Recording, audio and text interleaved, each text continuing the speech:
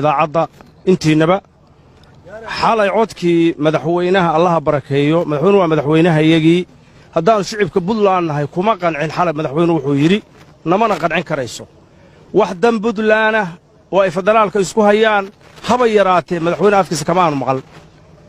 danahaan u doorannay u dirsannay ma aha meel kale buntland baanu madaxweyne u yahay annagu noo yahay dantayada inuu ka hadlo baan u doorannay madaxweynaha waxaan leeyahay hadalkii xalay nama qancin namana qancin doona kaaya mid la mida cidda kuugu sabcinaysana waxaan qabaa inay rabitaankaaga iyo aayaha buntland midna ka talin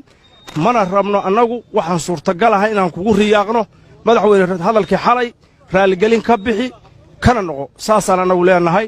dawladda federaalka waxaan leennahay dawladda federaalka wax badan bay qabatay waa dawladdayadii waa taageersannahay cid alla ciddii ka hor timaadana annagu xilligaan raalli kama noqon karno sababtoo ah meel fog baannu ka nimi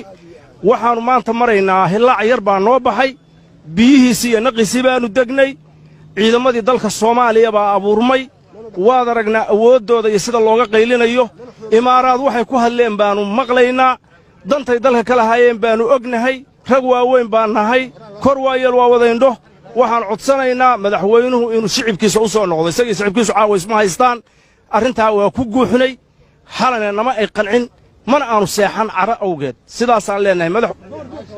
khudbaddii madaxweynaha xalayto kollay anigu shakhsi baan ahayoo ma jeclaysan waxaana u arkayey inay cadha ka keento ahaa madaxweynuhu ciddiya ku dagaalan soomaaliyana maanta uma baahna ciddiya ku dagaalan markaa waxaan odhan lahaa soomaaliya waa mid qudha horta wuxuu yidhi midkaad doontaba ahaw haddii aad tahay mas-uul qofaan maankii ka tegin ka saar sheekada mugdiga madmada weligaa ha gelin ilaah baa mahadda leh soomaaliya waa mid qudha meellaba aan kala tegayn waxa isbaday mawlahay adigu haysodhan marnaba intaa u kaxayso meel muquunsoo diid maslixo soomaaliya maanta nin yidhaahda intaasaan meel u haysanayaa waxyaaba badanoo qofka markuu siyaasiga yahay inuu ka gabaday ka fiicanta ka qurux badanto la hubeeyo inay hu qabaan jira baa meesha ka muuqanayay ummaddu waa isu cawdaanoo dadku hadday doonaan way isguruubaystaan laakiin in codad noocyadaasoo kale ay saxaafadda xigan horta anugu halkaas aad baan uga naxayoo kolley anugu gabar ahaan anigu haddaanay kolley anugu ma dhihin eryada qaarkood waxaanse ku darayaa oo intaa ku darsanayaa waxaan ku darsanayaa federaalku waa dawlad annaguna dawlad goboleed baan nahay madaxweynaha waxaan dhihi lahaa anugu madaxweyne annagaa hoostayadii bihay ka cabni carruurii baa naga caqday magaaladii sicir barar baa ka jira dad baa guryuhu u xiran yihiin dadkaasina waa dadkii madaxweynuhu u dhaartay oo kitaabka u maray waxaa la ii sheegayey nin 3 milyanoo kaasha haysta carruurtiisa rooti biyo ugu qoynaya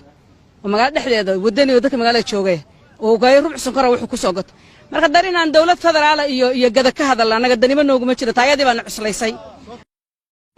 runtii xalay waa dhageystay in badan baan ku dhageystay oo waliba ku celceliyay ma oran karo waa hadal madaxweyne ku hadli karo ma isma laha inuu yahay waayo waxyaabo badan buu ku hadlay waxyaabo hoos looga hadli lahaa buu wuxuu soo dhigay inuu international kaga hadlo adduunka macnaha la ogeysiiyo aad baan uga xunnahay waxyaabahaasoo kalena dadka madaxda ay waxa fiican inay iyagu hoos ka hadlaan oo hoos isku sheegaan waxay kala tabanayaan tan kaleeto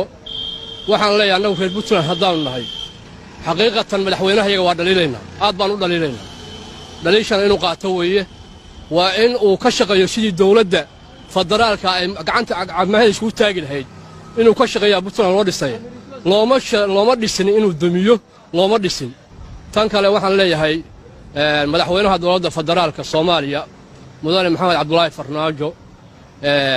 inuu sameeyo tanaasulaad badan sameeyo waan ognahay laakiin waxaan rabnaa inuu tanaasulaadka sii badiyo oo wax badan oo uu gar ku leeyahay uu ku tanaasulo si uu macnaha dowladda Soomaaliya cagaheeda isugu taagto waxaan malaynayaa wax kastaba isaga ha laga barashido laakiin doorasho hadduu galo boqolkiiba boqol inuu ku qaadayo baan ognahay dadka shacabkan aad buu soo dhaweynaya nin Soomaaliyeed oo muwaadin Soomaaliyeed oo madaxweyne Soomaaliyeed oo isdeed dhan madaxweyne ka inuu yiraahdo Muqdisho lagu sameeynaya waa wax aad iyo aad looga xumaado way aad iyo aad wax looga xumaada weeye hadal mas-uuliyadeedna ma aha waxaan leeyahay muqdisho iyo garow waa isku mid muqdisho hadduu garow lagu samayn waayey muqdishona lagu samayn maayo annagaa habeenu maalin aadna oo shacaba annagaa danahaya ka soo qabsanna isaga karaamo iyo ciisiba waa lagu soo dhoweeyaa habeen iyo maalin waa looga yeeraya waa ka warhaynaa waddan marka arrinkaa waxaan u arkaa arrin macnaha hadal aan meesha ku jirin baan u arkaa